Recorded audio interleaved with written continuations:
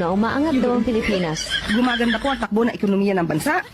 Taliwas po ito sa sinabi ng Vice Presidente na bagsak ang ekonomiya. Tandaan po natin, Malinaw ang mensahe ng World Bank. Humihina ang takbo ng ekonomiya ng Pilipinas. Sa nilang June 2025 Philippine Economic Update, pinasilip ng World Bank ang kanilang growth and inflation estimates hanggang 2027. Oo, di ba? World Bank na mismo ang nagsasabi, kung makikinig ka sa marites na to, walang mangyayari sa buhay mo.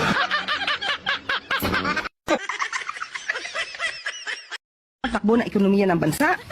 Taliwas po ito sa sinabi ng Vice Presidente na bagsak ang ekonomiya. Tandaan po natin, Malinaw ang mensahe ng World Bank. Humihina ang takbo ng ekonomiya ng Pilipinas. Sa nilang June 2025 Philippine Economic Update, pinasilip ng World Bank ang kanilang growth and inflation estimates hanggang 2027. Oo, di ba? World Bank na mismo ang nagsasabi, kung makikinig ka sa marites na to, walang mangyayari sa buhay mo.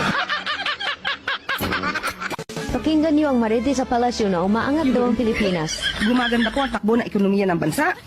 Taliwas po ito sa sinabi ng Vice Presidente na bagsak ang ekonomiya. Tandaan po natin, Malinaw ang mensahe ng World Bank. Humihina ang takbo ng ekonomiya ng Pilipinas. Sa nilang June 2025 Philippine Economic Update, pinasilip ng World Bank ang kanilang growth and inflation estimates hanggang 2027. Oo, di ba? World Bank na mismo ang nagsasabi, kung makikinig ka sa marites na to, walang mangyayari sa buhay mo.